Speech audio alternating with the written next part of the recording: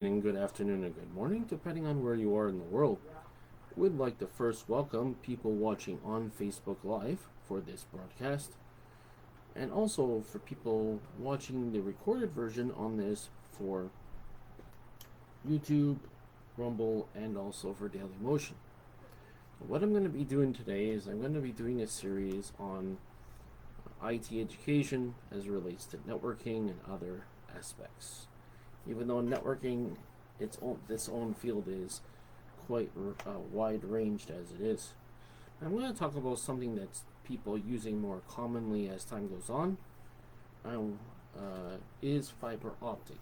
Now, fiber optic has two aspects. One is the cabling, and the other one is the hardware that manages. It's a hardware device that manages the communication between other devices and the connection itself.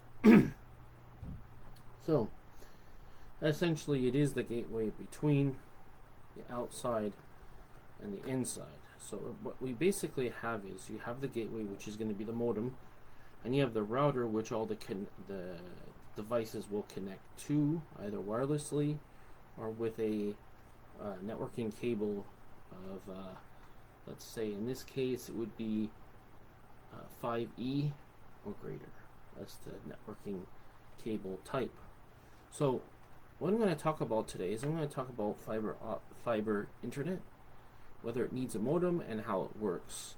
Before I go into this, I would like to give credit to the author who created this. So, I would like to let you know that this is for review, informational and educational purposes. It is not to take the credit for the intellectual property of the article. The full credit to the intellectual property of the article goes to the author here, which is Lyndon Seitz, editor-in-chief, from Broadband Search, which would be the publisher. Okay, as far as I know. So I took that from there. What I'm doing today is I'm just going to go over some of the broader information, which is already in the public domain. And I want to share with you for educational purposes, also some information about it and how you can use it. So, here's the question that we're going to have an answer to, which is, does fiber internet need a modem? Here's how it works. Now, to go into this, we first want to ask the question, why choose fiber internet? Well, we have 5 main answers, or 5 main reasons for it.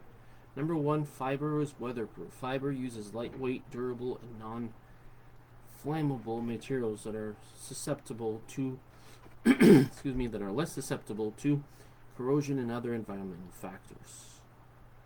Number 2, fiber remains data quality. There is no data congestion, so data does not degrade when it passes through fiber. On a copper cable, there is a certain length of which the signal can travel, and so within a certain amount of length from the initial part of the cable, there's an initial speed, there's an initial signal strength, which determines the speed of the connection. And then past that, what happens is the signal gets attenuated, meaning the signal weakens, and then of course as it weakens, the speed of your download and upload will also weaken. Now also, fiber is stable and consistent. Unlike DSL, which stands for digital subscriber line, fiber connection also allows symmetric connectivity, which is the same connectivity, that is for upload and download, which lets you download and upload files at the same time without a loss in bandwidth. You gotta understand with fiber, what it is it's not, with a normal cable, there's a normal copper networking cable, you have copper inside of the cable itself. There's actually layers of it, which I won't go into yet. That will be a different presentation on talking about the anatomy of the cable, but basically there's different layers of the cable, and at the center of it is actually copper. Same thing with coaxial cable. So coaxial cable, you actually have more copper in it, and you have a shielding. Now, so copper does have this what's called twisted pair and unshielded twisted pair. This is for preventing what's called crosstalk, where you have electromagnetic interference. Now, this is not an issue with fiber optic as it's made out of fiber. Okay, and so with copper cable, you're basically sending a signal, electronic signal through there. But with copper, you're actually sending light through it, and that's how it works. Now, fiber has unparalleled internet speed. That is, it boasts a higher bandwidth, which translates into faster connection speeds. It's just like this. It's just like if you think of the cable like a pipe, and the pipe actually is a medium for transporting water, just like a fiber optic is a medium. The fiber optic cable has a medium for transporting light. So what it does is it's able to, so the more of a signal you can push through a cable, the more bandwidth you have. Okay. Now the strength of the signal itself is actually the signal strength. Also, fiber is secure. The private network installed in your home makes their fiber internet harder to hack. Okay. Now, let me bring it back to the original size. Okay. For a lot of people, new technology is challenging to understand. One reason is when new technology comes out, sometimes old accessories still work with it, and other times they don't. So understandably, when consumers shift to fiber internet, they often wonder if their old modems would still be needed and if they still need a modem in the first place. So basically, you want to know if you need to spend money on something that they don't need. You don't want to spend something on something you don't need. But the author says, but don't worry, it doesn't have to be complicated. So what you want to do is you want to figure out the best way to get the most out of the fiber optic connection with the right equipment. So obviously you need the right equipment with the right cable. So yes. Now, with cable you have a single fiber and you have a dual fiber. Okay, so that will determine actually your bandwidth and ultimately your speed. So there's subdivided into single and dual. So you might ask yourself a natural question: what is fiber internet? So it's often been called the future of the internet.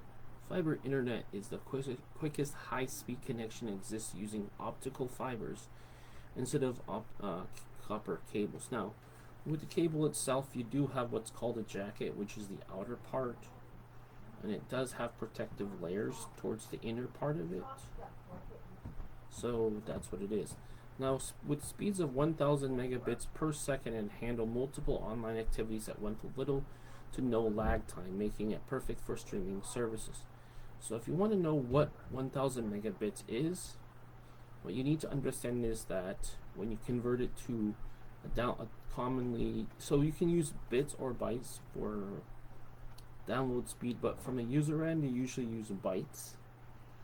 From a service provider, you use bits because of how the data transmission works. So what you do is, if you want to find out the actual speed in bytes, what you do is you take that number, 1000, and in this case 1000, and you divide it by 8, and that will give you how many bytes per second upload and download speed. Now this is maximum speed based upon the bandwidth of the cable and the use on the network. Okay, so suppose you're the only one using it, then you'd have the full bandwidth speed. Otherwise, you don't have that if you have multiple people using the network because they're using up the bandwidth of the network. Now, fiber internet is a great place for people who want to stay connected with friends and family online. With no buffering or loading times, you can chat, surf the web, or watch a video simultaneously without any interruptions. Now let's talk about why people choose the internet. As I just said before, stable and consistent, has unparalleled internet speed, it's weatherproof, remains data quality, and fiber is secure. So let's go into this a little bit more. Fiber internet is perfect for gamers who will use more of their download speed, which in this case, more precisely put, they use more bandwidth for the connection. Now, does fiber internet need a modem? It's essential to understand that routers and ISPs communicate directly with each other because they utilize different types of signals or languages. In the same way that a human translator helps two people who speak the same language, that is, don't speak the same language, a modem serves as a translator between the two so they can communicate effectively. So what's happening, without going into the whole OSI model, what's happening is that there is a translation between protocols from each phase of the connection. So from you setting the connection, the physical connection, all the way up to the application layer, there's different protocols involved for each phase of the connection. So when we deal with the physical end with the cable, we have the physical layer, which has different protocols. And between each layer, you have a translation, okay? So that's basically what that is. So you might ask yourself a basic question, right? So does fiber internet need a modem? The answer is no. But the no is a technicality because it's not actually called a modem. It's called something else. No, fiber internet does not require a modem. Instead of a modem, fiber technology uses an optical network terminal, otherwise known as the acronym of ONT. So let's talk about some basics. What equipment do you need for fiber? Now, while fiber internet does not require a modem, it does need specific equipment to function properly. And let's talk about what those are. So, when we consider all the variables, what we have to consider is, number one, we have an aerial drop from the power line to the access point on the outside. Okay, so it's a drop cable between a utility pole to the home's roof. Second of all, you have an underground drop. These drop cables are installed from the aerial terminal down to the pole to the ground and then buried. Then we have an outdoor ODU clamshell. It's a protective housing place on a home or building to connect the fiber drop to the optical fiber cable optic, which is basically like your panel on the outside. Then what you have inside is what people mistakenly call a modem. It's not a modem, it's an optical network terminal, otherwise known as ONT. Now that's the device that's installed internally inside of the building. And that's the device that converts fiber optic signals from your internet service provider or ISP into digital ones. So that would be the equivalent of a modem, although it's not a modem. It's a communication as a gateway between your router and devices. So device connected to the router connected to the ONT connected to the box. Okay. Now, as I mentioned, the router is a device that connects the internet to communicate between the internet and the devices at your home. So this would be like a middleman. So it goes through. Now, unless you can directly connect your networking cable directly to the back of the ONT, normally you do have to go through a router to do that. So the router will be plugged into the ONT, and other devices that will be connected to the router. So there's different steps. You don't just directly connect. Okay, now, so with the router, you have two options. You have the wired version where you take a category 5E, I believe maybe 5. No, I think it's 5E, 6E, one of those. 5E and up will support 1,000 megabits per second download and upload speed. So what happens is you'll connect to the router, either wirelessly or wired. The router will be connected to the ONT, and the ONT will be connected to the panel from the outside. Now, let's talk in more detail. In terms of the cabling, this is the fiber optic cables. Now, a fiber optic cable is a type of network cable that consists of one or more optical fibers used to transmit data. It is similar to an electrical cable in terms of assembly, but it uses light instead of electricity to carry data. Okay, so that is, as a result, the price of fiber optic cables is much higher than copper cables, number one. Better security, number two. Better performance, and also it is more resistant to environmental factors. Now, I believe it is not as hardy as your copper cable and or like your coaxial cable, but it is a faster connection. With data being transported via light pulses as opposed to electrical signals, fiber optic cables are excellent for long distance communication. A high speed data transfer, usually fiber optics can have a speed of 10 gigabits per second. Notice that's capital G, lowercase bps. So G stands for giga, which is Greek for billion, and B, bits, bits. Lowercase b is bits, uppercase b is bytes. So lowercase b for bits, per, lowercase p per, s per second. But can also run at 40 or 100 gigabits per second in some instances. Now, the base plan that you'll see would be 1 gigabit per second.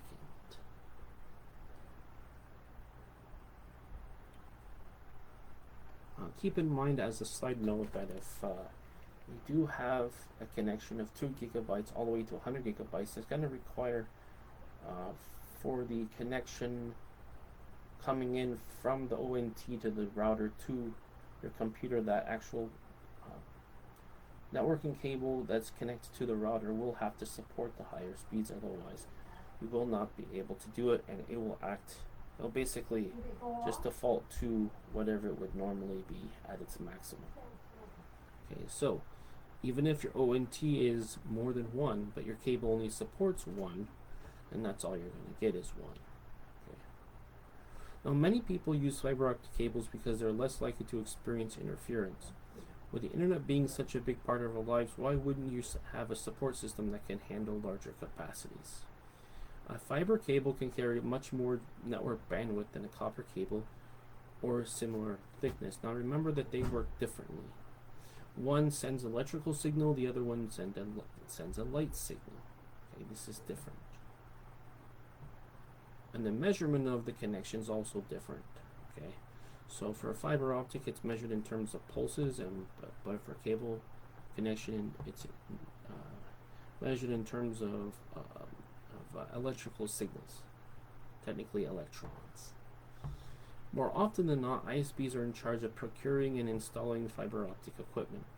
This process can be quite daunting as it requires obtaining permits, funding the project, inspections, etc. Fiber optic cables are usually installed in one of two ways. Number one is aerial, or number two is underground deployment. Now for an aerial deployment, an aerial cable, typically composed of fibers necessary for a telecommunication line, is an insulated telecommunications line suspended between utility poles or electrical pylons. Aerial cables are some of the most cost-effective deployment methods, as operators can use existing pole infrastructure, avoiding digging up roads or buried cables or ducts, it's going over the land. Thus, aerial meaning over. Under, of course, would be submersible. So, also, since you can visually see problem areas, repairs are easier. Aerial cables are optimal choice because they are quite durable, having a lifespan of 25 years. While aerial cable installation may be essential for some businesses, it is crucial to keep in mind that these methods are typically governed by local rules and regulations to preserve the company's infrastructure. So what you need to know is you need to have the infrastructure in place before you can do that, okay? So, yes. This can pose a significant inconvenience for your company. Additionally, since aerial cables are outdoors and not shielded, they can succumb to extensive weather damage like hurricanes, landslide, or dramatic temperature changes. Okay, so that's your aerial deployment. Now, if we talk about submersible or underground deployment, what we're talking about is that clients and local authorities prefer that utility companies bury their fiber cables underground. Because it's not only hidden, but it's also more reliable. Why? It's not going to be subject to the same environmental issues as an aerial would. Now, the type of deployment doesn't need to worry about the wind or ice damage as much as it's buried below the frost line. Underground deployment is typically 10 times more dependable than aerial routes. This reliability increases, especially in areas where weather conditions are often poor. However, there are some drawbacks, and let me list them out here. First one is that underground cables need to be buried deep enough so they aren't damaged easily. And the deeper it is buried, the more costly it becomes, for various reasons. Also, factors like tree roots can also create agricultural obstacles that quickly add unanticipated costs. If it's a direct cable that's underground or broken, the replacement isn't possible because of how securely it's anchored into place. Now let's talk about the device that you connect your router to, that from outside gets connected and that the router gets connected to. Now what you have is what's called an optical network terminal, or ONT. In fiber internet language, ONT functions like a modem. Now it's technically not a modem, it's not called a modem, but you have technically before that you have what's called a termination point, which is technically going to be your gateway, and then you have the actual network terminal, which should in copper terms would be called the modem, but in this case it would not be called that. So yeah, what will happen is, instead of having a box, you use the termination point. On termination point, you run the fiber optic cable to the other cable and connect it to. Now, here's your quick guide to fiber ONTs to understand the topology here, actually the connection sequence. What you're going to have starting out from outside, going in, is a termination point. This is basically going to be like a box you would see with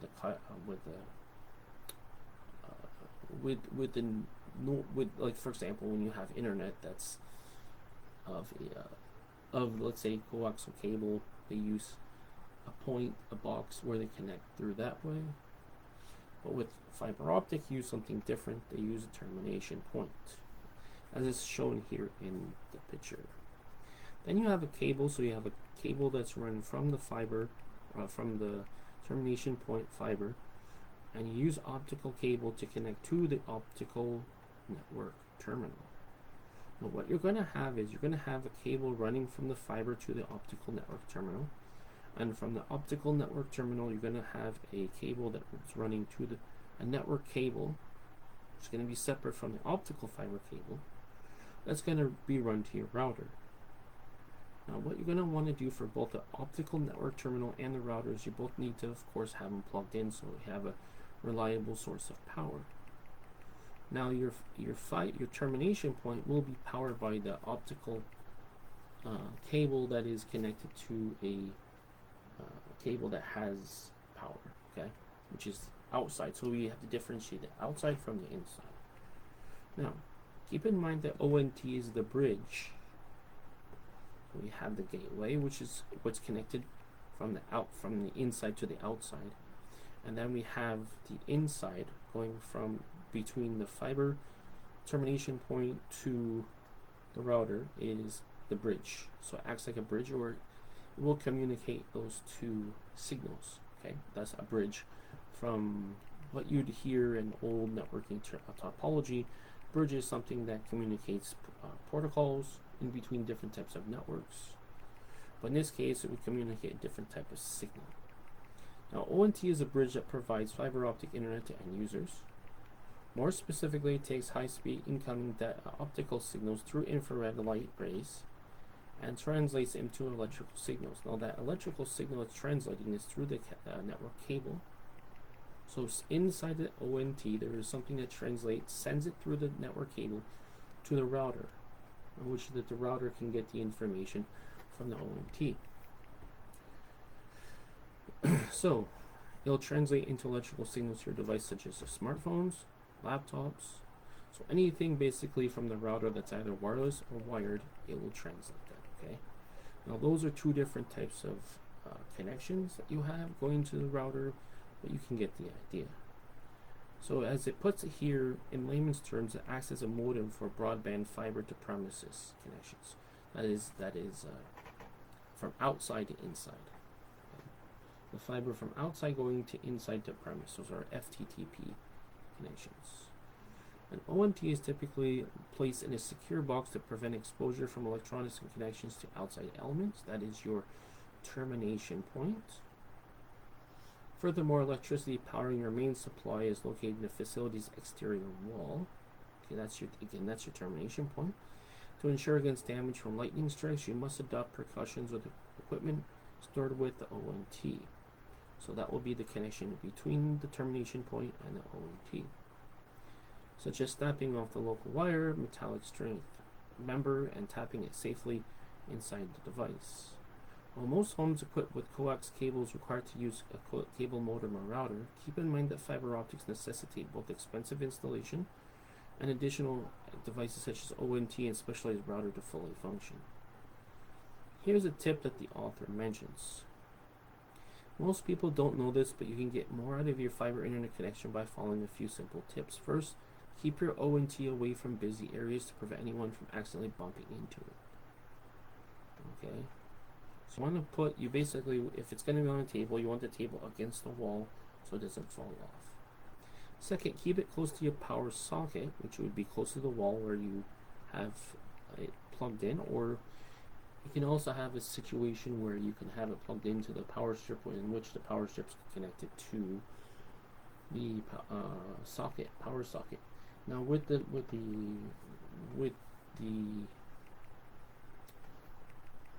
power strip, you're going to need some grounding for that to work, but the idea is you want to keep it close to your power socket and centrally located in your home if possible, and that's how Wi-Fi works best. Why? If it's centrally located, not only is it easier to access, but the distance and radius away is actually shorter because it's in the middle of things instead of to one side or the other, but it depends on how things can be best set up, which I'm just saying as a side note. Plus, keeping your ONT close to data-hungry devices like television, stereos, and home servers will up your internet experience, as he puts it. Now, let's talk about this fiber-ready router. So the author says, didn't we just say that the fiber doesn't need a modem, but why doesn't it need a router? Well, because modem and router are two different things. What a router does, let me talk about the difference between a modem and a router. What a router does is it routes or moves the traffic for all the connection coming into it to going out to all the particular devices. Now, what a modem does, it acts differently because it doesn't route the traffic.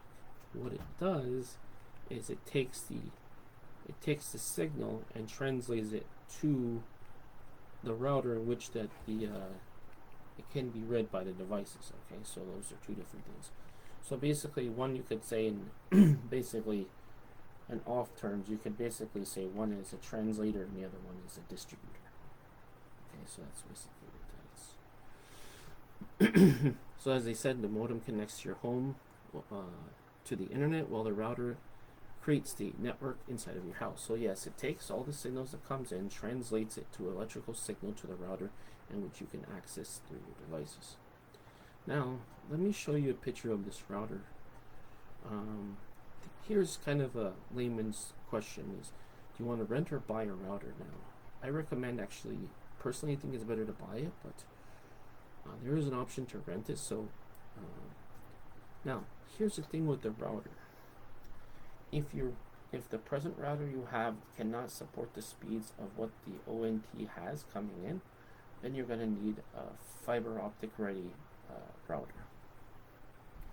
But when you want to consider if to rent or buy, there's two major points, and I'm talking about the considerations. For renting, there's free tech support, free replacement, free upgrades.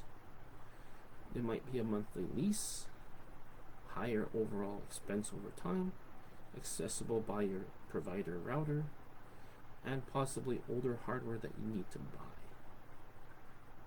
Okay, could buy. That is could buy, not need buy. But when you're buying a router, it's yours to keep, managed by you, and chosen by you. This advantage is not upgradable for free. It's not replaced for free, and not supported by your provider. So basically what happens is what they have is they take this certain equipment that they're known good working devices that work together, and they use that in that sense. When you buy your own router, you have to make sure it's compatible with the speed. So in other words, it will be able to route the speeds at such connection. Okay. Now, a fiber router is one of the ones designed to work with fiber internet specifically, as I was mentioning. They function by sending pulses of infrared lights through optical cables made out of glass fibers. Due to their design, they can carry data at extremely high speeds that a non-fiber router cannot support.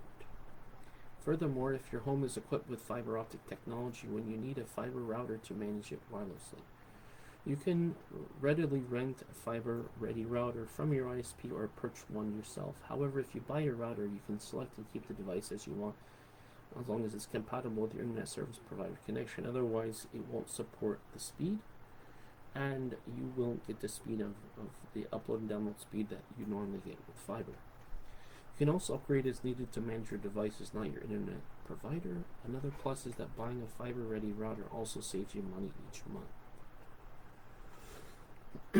So if you buy it yourself, you don't have to pay for the lease or rental of it.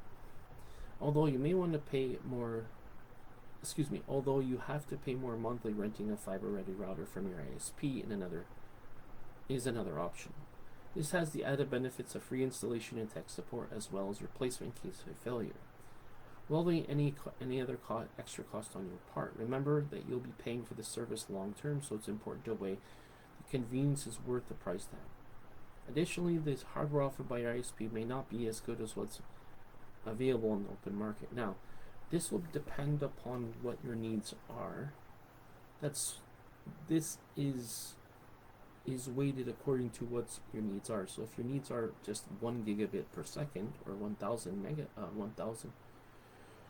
megabits per second, then that's one thing. But if your needs are more than that, obviously, you'd want something that fits that need. So here are some bottom line considerations and points to make. So here's some things to remember. You don't need a modem for fiber internet. Instead, ONTs are used in fiber internet act as a translator, as I told you before, between your ISP and router, because they can't communicate directly since they have different types of signals or languages. Your router then helps create the network inside of your house. Now you need to understand that the ONT uses light signals. Router uses electrical signals, two different things. Inside the ONT, there is a translation through the cable that goes from the cable, that networking cable, to the router. Okay. So that's what it is. Other than ONTs, you need fiber optic cables and fiber optic ready routers to ensure your home reaps the benefits of fiber. Fiber optic cables transmit information much more quickly than older cables. To install them, you need to be placed through an aerial or underground deployment, as we mentioned. Moreover, fiber-ready router is a wise investment if you want to take full advantage of the fiber internet connection. So it has to be a device that supports the download speed that would be coming into the ONT. These routers are designed to send pulses of infrared rate of light through glass optical cables, which data can travel along at very high speeds. This makes it ideal for use with the fiber internet connection and allows you to experience amazing speeds of the technology can offer through streaming, gaming, or browsing the web. You can either rent a router from your ISP, as I mentioned before, or buy it yourself. Remember that both options have their own benefits and drawbacks that you need to consider. So you need to choose wisely according to whatever would best fit your needs and your situation. Now, with the right router, your fiber internet connection will be faster than light speed. And then he says PS, which basically it's like a ending part of it. He says, here's one last piece of advice. Don't forget to check your ISP offers discount or special deals on certain routers and ONTs when you're shopping around. You might be able to get a great deal. So there are some FAQs which I won't really go into, like how to bury your optical cable, how do fiber optic lines last. I won't go over those, but I want to just give you the gist of the most basic part of that. Now, if you want to know more about this, what you want to do is you want to go to, does fiber internet need a modem? Here's how it works.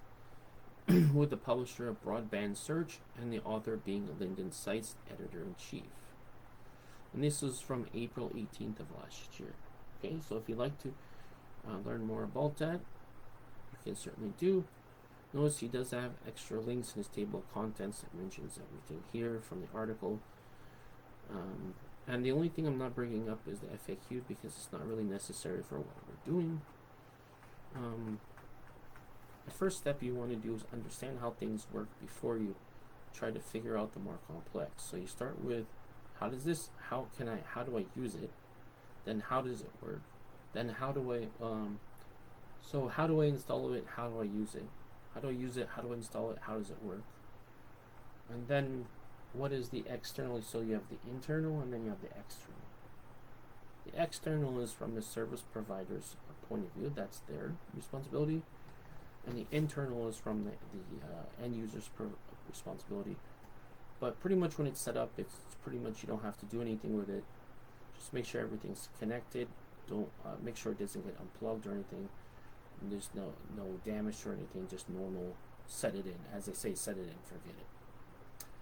Alright guys, so that will conclude my review of the fiber internet, whether it needs a modem and how it works. So I'd like to thank all these people watching on Facebook Live in regards to an IT education series regarding fiber internet. In the future I will have related topics as it relates to that, in terms of fiber cabling, in terms of translation of protocols, OSI model and other things like that. But for the time being, this will suffice. So I'd like to thank you for taking the time to watch this video. As you could be watching